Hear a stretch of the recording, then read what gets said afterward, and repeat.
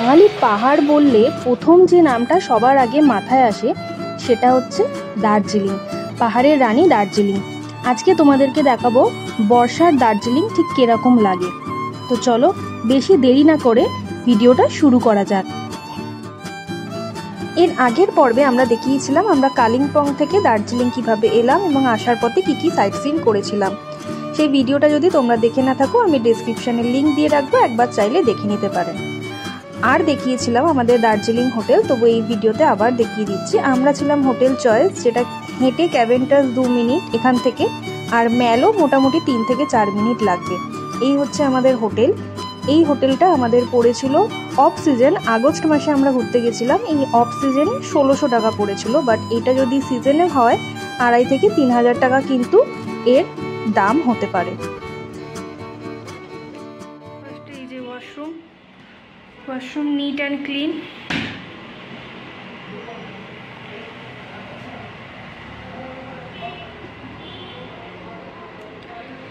আর এই হচ্ছে রুম।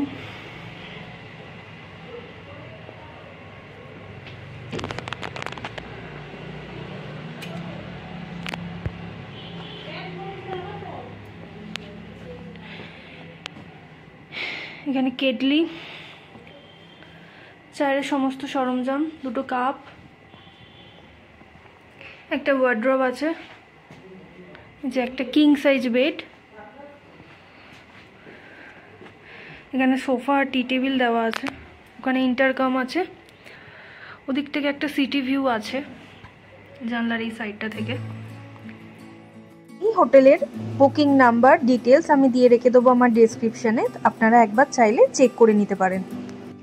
ওই দিন আমাদের দার্জিলিং পৌঁছাতে বিকেল হয়ে গেছিল কালিম্পং থেকে। আমরা হোটেলে ফ্রেশ হয়ে তারপর ম্যালের উদ্দেশ্যে বেরিয়েছিলাম, কিন্তু বর্ষাকালেও ম্যাল যে এত ভিড় হতে পারে সেই ধারণা আমার ছিল না। ম্যাল বেশ ভালোই জমজমাট ছিল। আমরা ম্যালে গেছিলাম, ওখান থেকে একটু ভানুভবন গেছিলাম, গিয়ে ওই দিন আমরা এরকমভাবেই প্রথম দিনটা শেষ করলাম।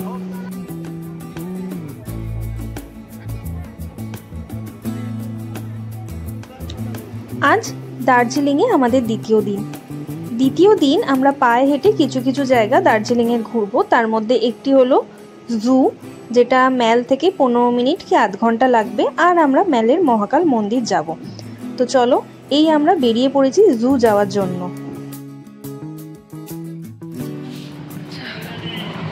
আমরা এখন যাব ভানুভবন ম্যাল থেকে, ব্রেকফাস্ট করব, তারপর ওখান থেকে হাঁটতে হাঁটতে যাব চিড়িয়াখানা।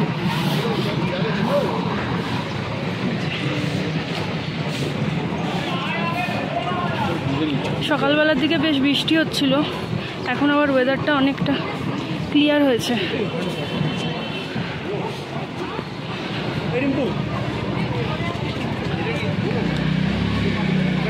ম্যালটা বেশ গমগম করছে।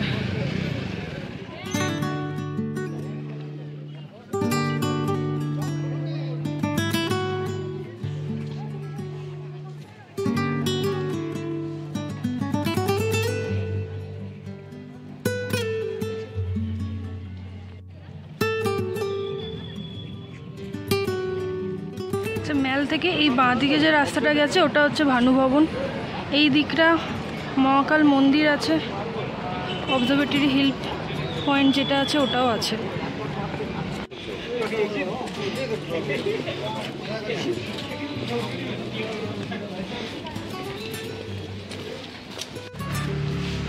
আমরা এখন যাচ্ছি অবজারভেটরি হিল পয়েন্টের দিকে, আর দেখি ওদিক থেকে যদি ভানুভবনের দিকেও যাওয়া যায়, তবে ওপাশের রাস্তাটা দিয়ে তাড়াতাড়ি হয়, এপাশের রাস্তা দিয়ে যাওয়া যায় কিনা আমরা এখনো জানি না।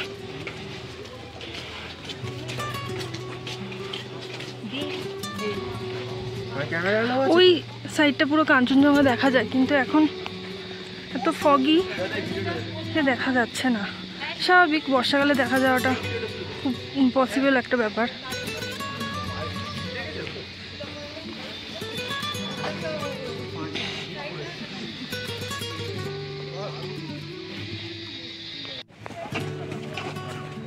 যা ওয়েদার আছে তাতে কাঞ্চনজঙ্ঘা এই বর্ষাকালে দেখার কোনো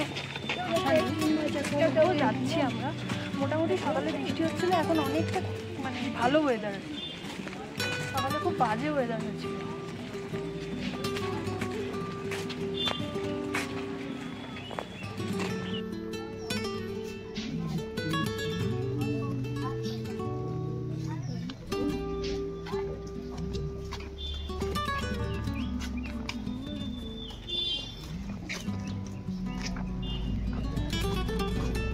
ওয়েদার ক্লিয়ার থাকলে এখান থেকে খুব ভালো কাঞ্চনজঙ্ঘা দেখা যায়।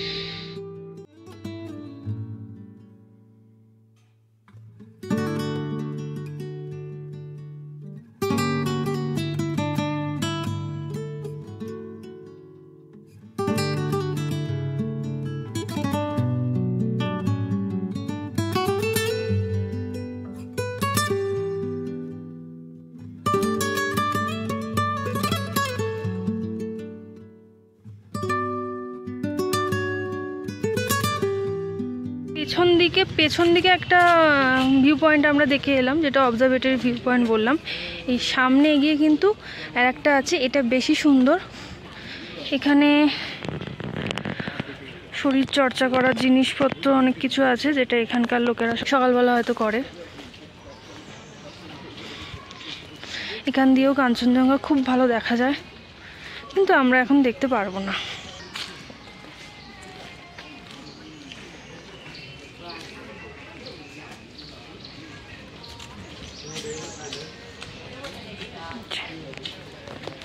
এখানটা দিয়ে খুব ভালো দেখা যায়। এই যে এখান থেকে হয়ে এই জায়গাটা বেরোলাম, তারপর বাঁ দিকে কিছুটা হেঁটে গেলে আবার ভানু ভবন।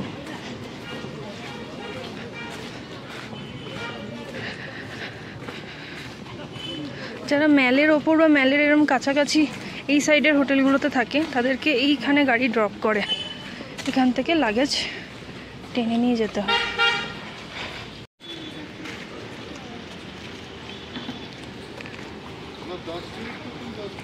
আচ্ছা, এখন আমরা ভানু ভবন যাচ্ছি, একটু ঘুরবো, কিছু খাবো, তারপরে এখান থেকেই ভাবছি পায়ে হেঁটেই জুতে যাবো, দেখি কতটা ডিস্টেন্স। খেয়ে নি আগে, তারপরে দেখা যাবে। আমরা কালকে ভানু ভবনটা ওই দিক দিয়ে এসেছিলাম, ওটা ম্যাল থেকে একদম কাছেই হবে। আজকে ঘুরে আমরা এখন ভানু ভবনে গেটে ঢুকছি, দেখি কি ব্রেকফাস্ট করে দিচ্ছি, দেখি কি পাওয়া যায়।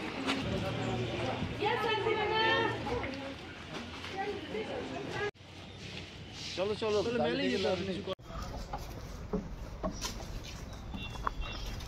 আচ্ছা আমরা এখন হেঁটে হেঁটে জুতে যাওয়ার প্ল্যান করেছি। তো একজনের সাথে লোকাল কথা বললাম, ওরা বললো বেশিক্ষণ না, হেঁটে 15 মিনিট ভানু ভবন থেকে। ভানু ভবনে তো খাবার পাইনি। ভানু ভবনে সকালে কিছু পাওয়া যায় না খাবার, ওখানে যা বসে খাবার দাবার সব 4টের পরে। তো আমরা এখন জুতেই যাচ্ছি, জুয়ের আশেপাশে তো বসে মোমো টোমো নিয়ে, তো সেরকম কিছু করে নেবো খাওয়া দাওয়া। এখন দেখি হেঁটে কতক্ষণ লাগে, বলেছে 15 মিনিট। এখানে একটা পার্ক আছে, আমি দেখেছি একজনের ভিডিওতে, দেখি পার্কটা দেখতে পাই না। আমরা অনেকটা এগিয়ে এসেছি, চলো যাওয়া যাক।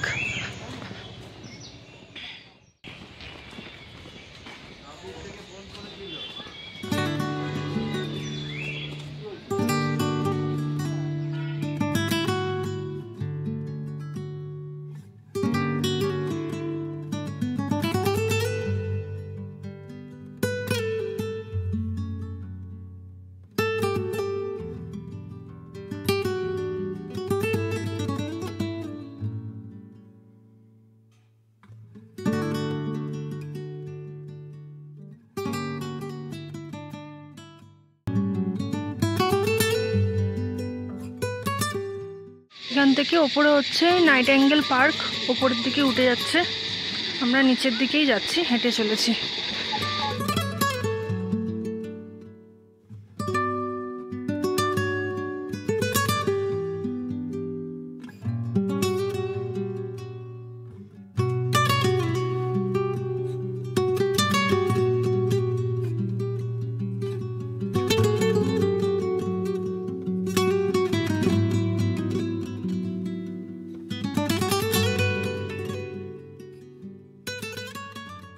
অনেকক্ষণ হাঁটতে হাঁটতে আমরা পৌঁছে গেলাম জু।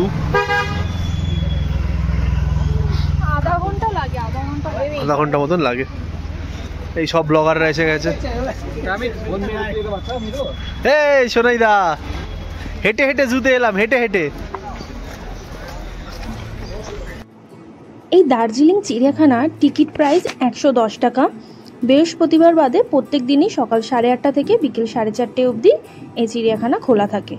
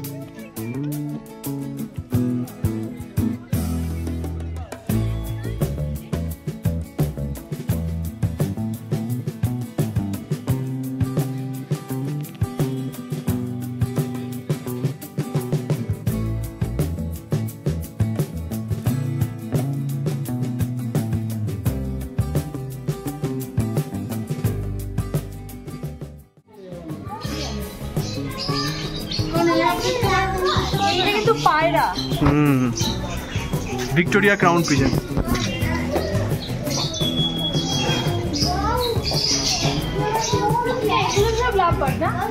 হ্যাঁ, এগুলো সব লাভবার্ড।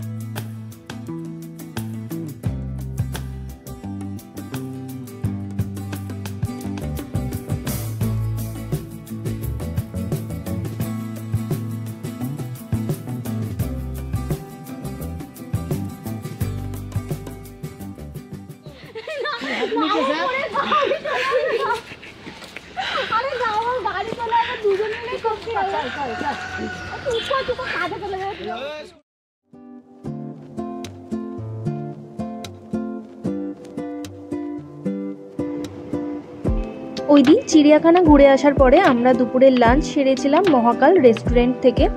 মহাকাল রেস্টুরেন্ট, ওখানে খুব ভালো বাঙালি খাবার দাবার পাওয়া যায় দার্জিলিংয়ে।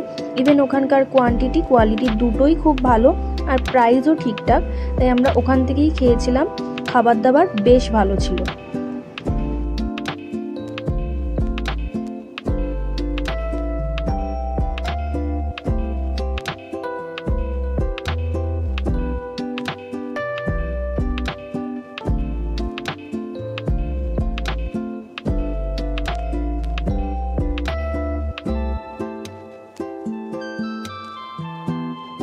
দুপুরে লাঞ্চ সারার পর আমরা একটু হোটেলে গিয়ে রেস্ট নিয়েছিলাম। তারপর আমরা বিকেলবেলা আবার বেরিয়েছিলাম মহাকাল মন্দির দর্শনের জন্য।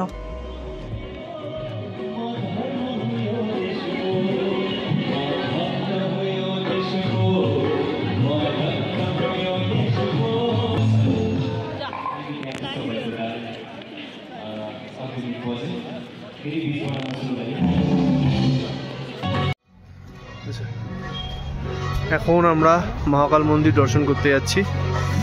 আজকে আমাদের দার্জিলিংয়ে লাস্ট ডে। ওয়েদার ক্লিয়ার বলবো না, তো একদম যে কুয়াশায় ঢাকা বা বৃষ্টি হচ্ছে এরকম কিছুই না, প্লেজেন্ট ওয়েদার। হ্যাঁ, মেঘের জন্য কাঞ্চনজঙ্ঘাটা দেখা হলো না, এটা একটা আফসোস। তো বর্ষাকালে আমি আশাও করিনি যে কাঞ্চনজঙ্ঘা দেখতে পারবো, বাট তাও আমাদের এই 4 দিন খুব ভালোই ঘোরা হলো, কোনো প্রবলেম হয়নি। না, বর্ষাকালে অনেক সময় খুব ভোরের দিকটা, ওই 5টা 5:30 এরকম টাইমে আধ ঘন্টা 15 মিনিটের জন্য দেখা যায়, যদি রাতে বৃষ্টি হয়ে একটু ক্লিয়ার হয়। এখন তো কোনো সিনই নেই।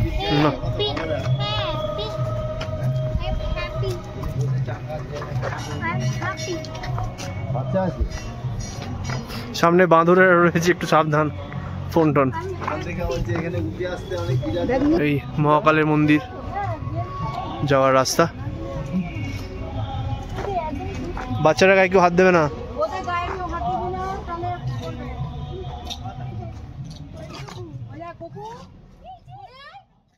চলো চলো চলো চলো চলো চলো চলো।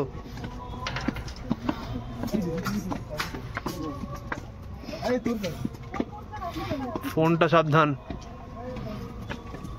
ফোনটা নিতে আসছিল।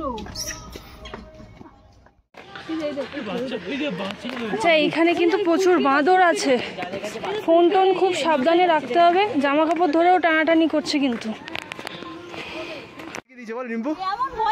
ভয় দেখিয়ে দিয়েছে।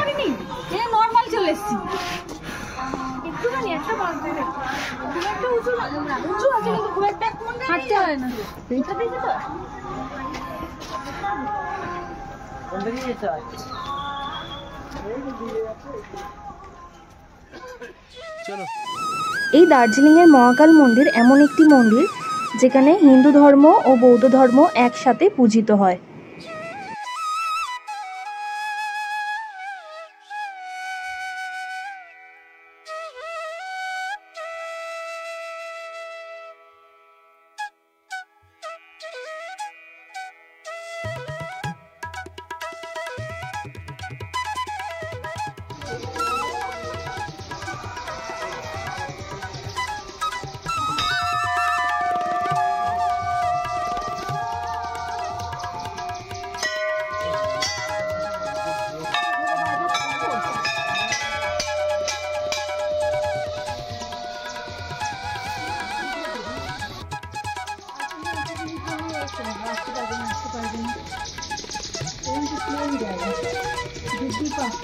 দেখো এইদিকে বৌদ্ধ মন্দির, বুদ্ধদেবের পুজো হচ্ছে, আর এইদিকে শিব ঠাকুরের পুজো হচ্ছে।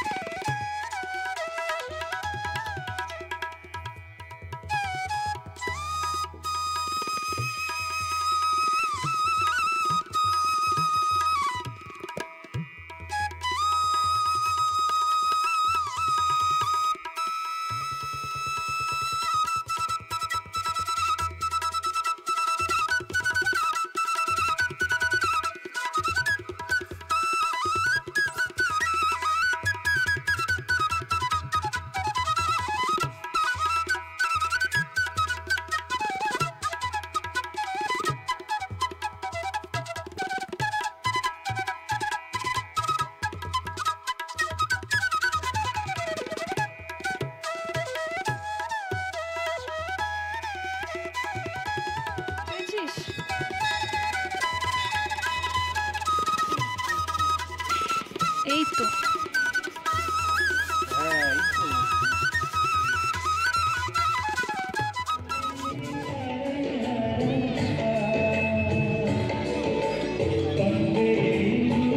মহাকাল মন্দির থেকে ফেরার পর আমরা গেছিলাম ভানু ভবন।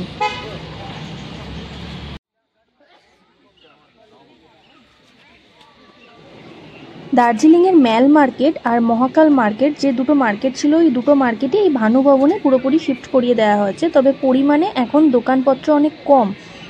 দার্জিলিং ম্যালে যে পরিমাণ দোকান ছিল সেই পরিমাণ দোকান কিন্তু এই ভানু ভবনে নেই। আর ভানু ভবনে কিছু ফুড স্টলও রয়েছে, যেগুলো আগে ম্যালে বসতো, সেগুলো এখন এখানেই বসে।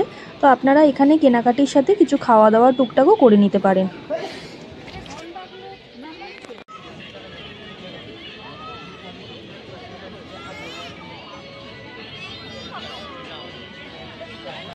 এই আমরা সবাই ভানু ভবন থেকে বেরোলাম, এখন আমরা আবার মেলার দিকেই যাচ্ছি। যেতে যেতে এই দৃশ্য চোখে পড়তেই আমরা সব দাঁড়িয়ে পড়লাম, ছবি টবি তুলছে সবাই। এবার মেলে যাব, চা কিনবো ঘরের জন্য, তারপরে রাতের খাওয়া দাওয়া নিয়ে বাড়ি। কালকে আমরা চলে যাবো আমাদের মনটা ম্যাল ঘুরে আমরা এখন ফিরছি হোটেলে। হোটেলে যাওয়ার পথে এই ডান দিক বরাবর যে গাড়িগুলো দেখছেন দাঁড়িয়ে আছেন, এখানে ম্যাক্সিমাম গাড়ি কিন্তু সাইট সিন করিয়ে থাকে বা দার্জিলিং থেকে NJP station pick up drop করায়। আমাদের হোটেলের রুম থেকেও দেখছেন ওখানে যে গাড়িগুলো দাঁড়িয়ে আছে, আমরা এখান থেকেই গাড়ি বুক করেছিলাম আমাদের এনজিপি ড্রপের জন্য। তার সাথে কিছু সাইট সিনও ছিল। আমাদের দুটো গাড়ি, একটা বড় গাড়ি আর ছোটো গাড়ি পড়েছিল 7,500 টাকা। তো চলুন আমরা ফিরতে ফিরতে কী কী সাইট সিন করেছি আপনাদেরকে দেখাই। আমাদের প্রথম সাইট সিনের স্পট হচ্ছে জাপানিজ টেম্পল ও পিস প্যাগোডা, দুটো কিন্তু একই জায়গায় অবস্থিত।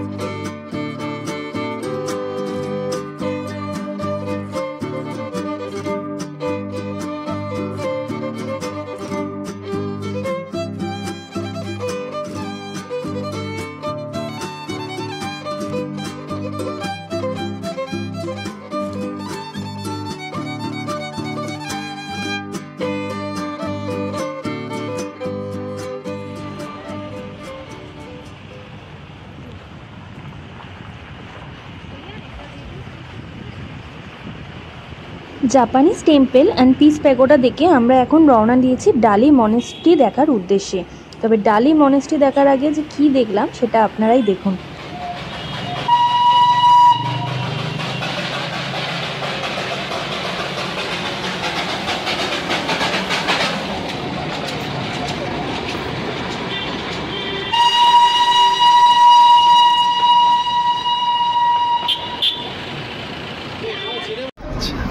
এখন ডালি মনেস্ট্রি দেখতে যাব।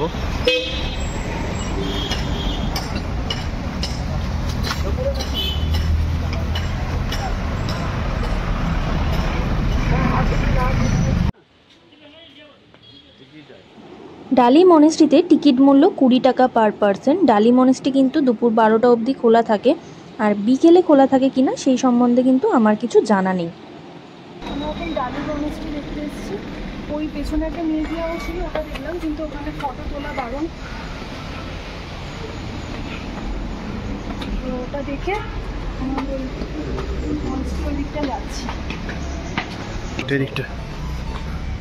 এই তো মেইন টেম্পল।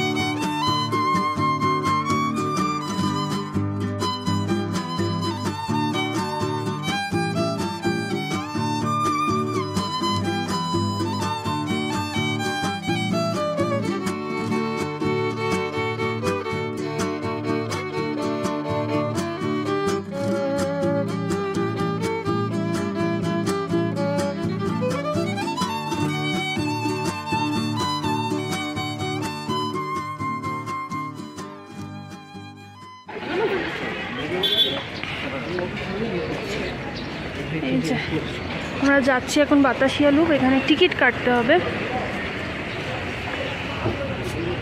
50 টাকা করে টিকিট এক একজনের।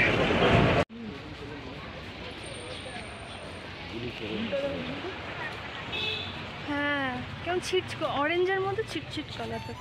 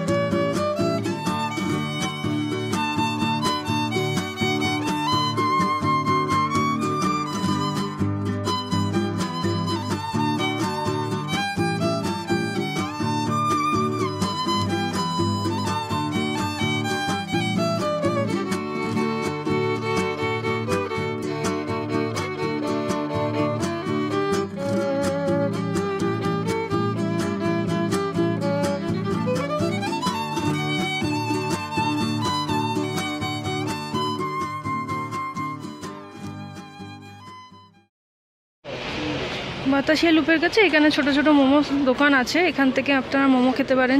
চা পাতাও বিক্রি হচ্ছে।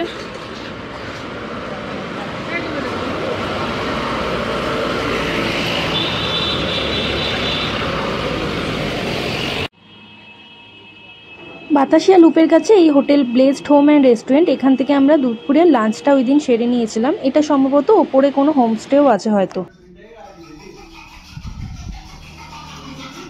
বাতাসিয়া লুপ দেখে এখন আমরা সবাই খেতে বসেছি। বাবা ভাত ঠিক আছে তো?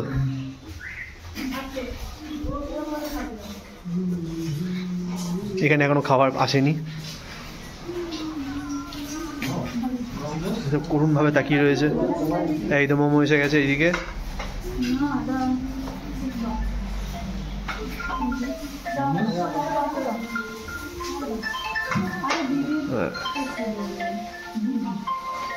এবার শুধু বুড়িয়াদি চাউমিনটা আসা বাকি আছে, বুড়িয়াদি আর জয়দা চাউমিনটা আসা বাকি আছে।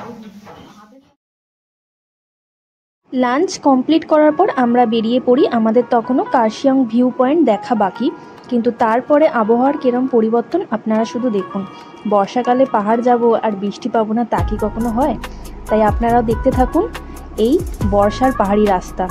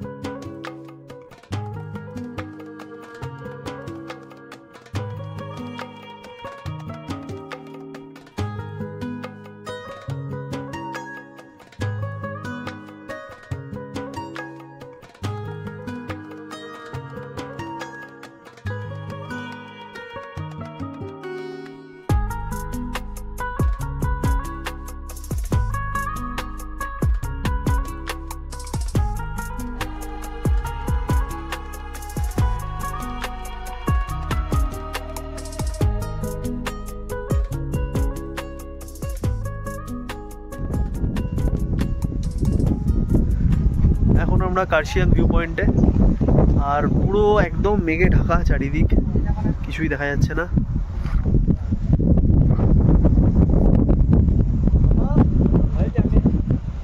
পুরো মেঘে ঢাকা, সবাই দাঁড়িয়ে আছে ওই দিকটায়। আই লাভ কার্শিয়াং জায়গাটা দাঁড়িয়ে আছে, দারুণ লাগছে, হেভি লাগছে।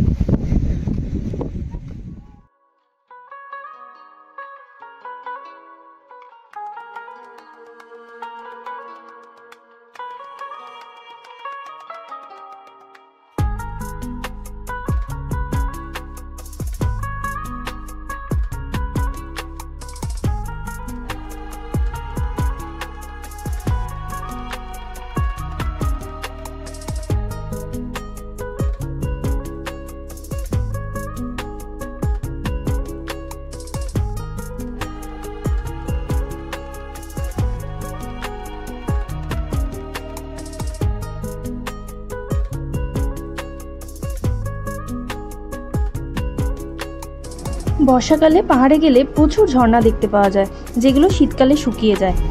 আমরা কার্শিয়াং ভিউ পয়েন্ট ছেড়ে বেরিয়ে এসেছি। এখন আমরা চলেছি এনজেপি স্টেশনের উদ্দেশ্যে।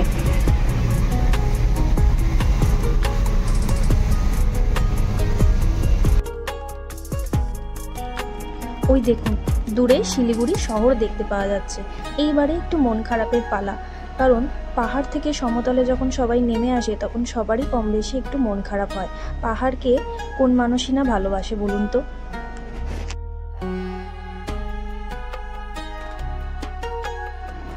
তবে পাহাড় কিন্তু আপনাকে কখনোই নিরাশ করবে না, সেটা আপনি যেই সিজনেই আসুন না কেন। বর্ষায় যে পাহাড় এত অপরূপ সুন্দর লাগে সেটা আমরা না আসলে হয়তো জানতেই পারতাম না। তবে এবারে আমাদের বাড়ি ফেরার পালা। আমাদের ট্রেন আছে দার্জিলিং মেল, আমরা দার্জিলিং মেলে করে বাড়ি ফিরবো।